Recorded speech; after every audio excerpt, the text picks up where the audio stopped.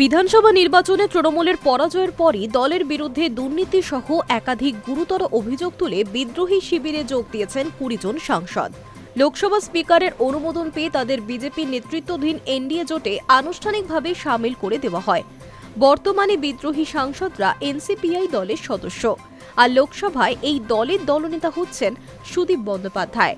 সোমবারই ওম বিড়লা এবং কেন্দ্রীয় স্বরাষ্ট্রমন্ত্রী অমিত শাহের সঙ্গে দেখা করে এই বিষয়ে আলোচনা সেরেছেন সুদীপ এবং কাকলি ঘোষ দস্তিদার।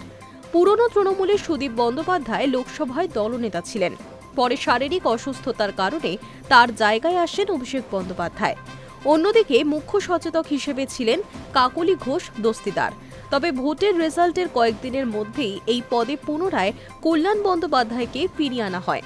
এই নিয়ে ক্ষোভও উগরে দিয়েছিলেন বারাসতের সাংসদ। ডেপুটি লিডার ছিলেন শতাব্দী রায়। বর্তমানে এই ৩ সাংসদই এনসিপিআইতে যোগ দিয়েছেন। সূত্রে খবর, তাদের তালিকা অনুযায়ী সুদীপ বন্দ্যোপাধ্যায় দলনেতা, কাকলি ঘোষ দস্তিদার মুখ্য সচেতক এবং শতাব্দী রায়কে ডেপুটি লিডার করা হতে পারে। একই সঙ্গে ২০ জন সাংসদের জন্য একটি পৃথক ঘর বরাদ্দ করা হয়েছে। আগামী ২০ জুলাই থেকে সংসদের বাদল অধিবেশন শুরু হচ্ছে। তার আগেই ১৯ জুলাই কাকলি ঘোষ দস্তিদার সহ ২০ জন সাংসদকে ডেকে পাঠিয়েছেন স্পিকার ওম বিড়লা।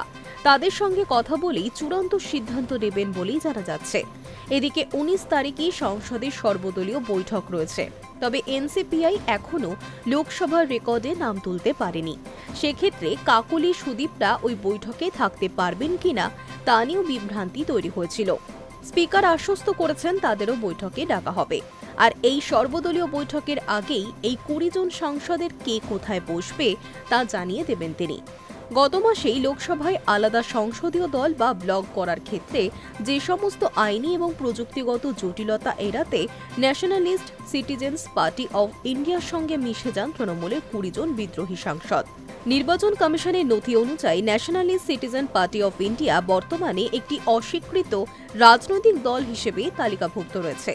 নতুন শিবিরের অংশ হয়ে কাকলি ঘোষ দস্তিদার জানিয়েছিলেন, এখন থেকে আমরা প্রধানমন্ত্রী নরেন্দ্র মোদী এবং কেন্দ্রীয় স্বরাষ্ট্রমন্ত্রী অমিত শাহের বলিষ্ঠ নেতৃত্বে এনডিএ জোটের অংশ হিসেবে একসঙ্গে কাজ করব।